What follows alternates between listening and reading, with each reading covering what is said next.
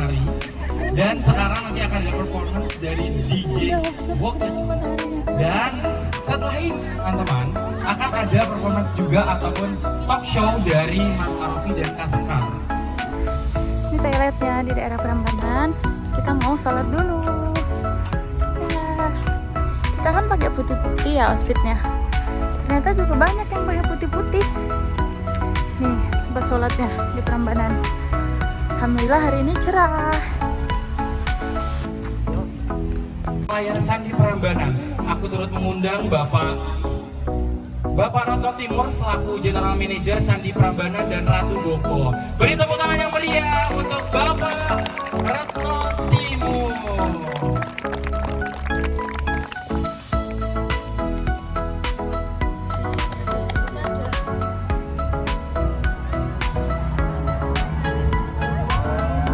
Itu loh itu.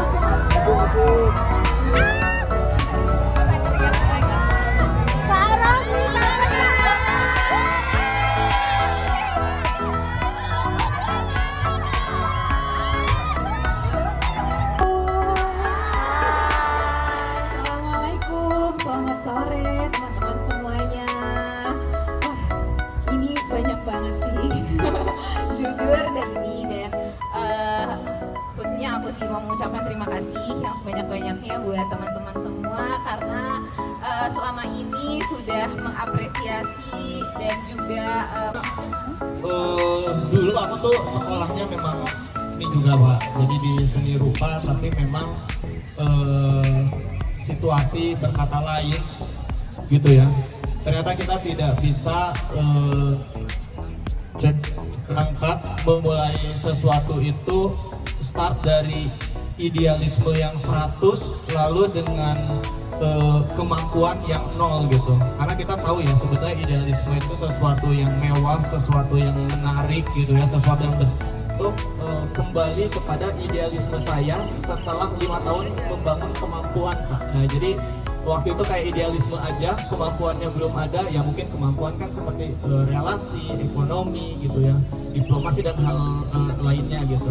Lalu saya kembali setelah 5 tahun gitu ya, dan saya mulai berkarya lagi, dan itu tepat 8 bulan yang lalu Pak, di bulan Oktober.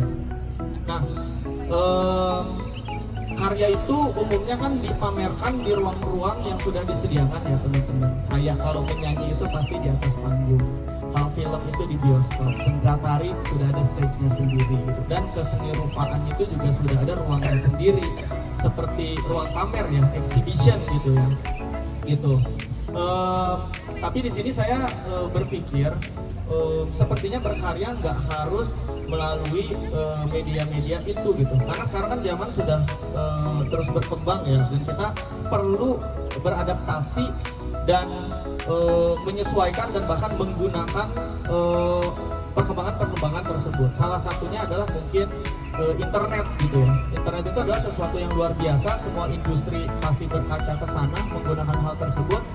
Sehingga saya berpikir ini ada satu media yang kebetulan luar biasa dan saya mampu untuk organize hal tersebut gitu ya. Kenapa nggak saya coba combine idealisme tadi dan ruangnya adalah internet. Awalnya berangkat dari situ gitu, dari internet. Tapi beda, kalau orang itu kan ada yang bikin karya untuk konten gitu. Kalau aku mengstatement tidak seperti itu. Jadi aku membuat karya, tapi internet itu adalah sebagai media publikasinya. Jadi kita membuat ini bukan on demand internet gitu. Apa yang disukai kita bikin, enggak. Ini tetap karya ini adalah 100% idealisme kami, cara pandang kami, cara pikir kami, experience kami yang kami tumpahkan dalam sebuah karya menjadi karya patung. Yang ini adalah yang ketiga, dan internet itu adalah sebagai ruang eksibisinya gitu. Jadi pemahamannya seperti itu gitu. Itu yang pertama. Jadi kita menggunakan internet sebagai wadah eksibisi, salah satu wadah eksibisi. Kurun waktu 8 bulan kita melahirkan 3 karya. Yang pertama itu adalah Mercy gitu ya. Kita buat besar dan itu cukup ramai sekali, tapi terus terang memang itu tidak semuanya wah kok seperti ini ya. Memang ada juga strategi-strategi, plan-plan yang memang kita gunakan, yang kita buat gitu ya, master plan untuk bisa sampai ke hari ini. Karena ya balik lagi seperti yang kita bilang tadi, idealisme tanpa kemampuan itu menurut saya itu hanya akan membusuk gitu. Jadi harus dibarengi dengan kemampuan juga gitu. Tapi ketika itu seimbang, maka itu bisa menjadi sesuatu yang besar. Dan kesukaannya Sekar yang tergambar sebagai kepala di sini. Jadi aku nggak pernah kebayang hidup aku ini berubah menjadi jauh lebih baik hanya dengan melihat atau tahu bunga matahari. Bunga matahari itu kan ada dari dulu, tapi aku baru kenal setelah kenal dengan Sekar.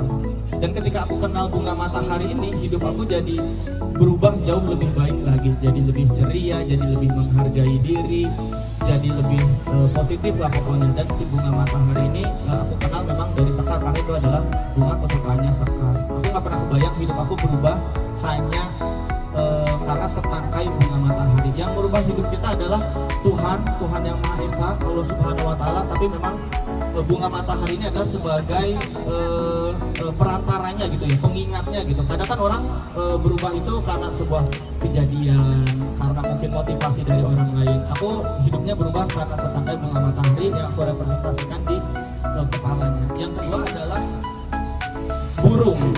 Nah, burung ini sayapnya ya, burung. Jadi setelah ketemu Sekar, aku tuh dikasih burung ya, telur burung untuk dirawat, karena dia bilang ke aku gitu, kayak hidup tuh bukan cuma tentang orang lain, bukan cuma tentang tuntutan, bukan cuma tentang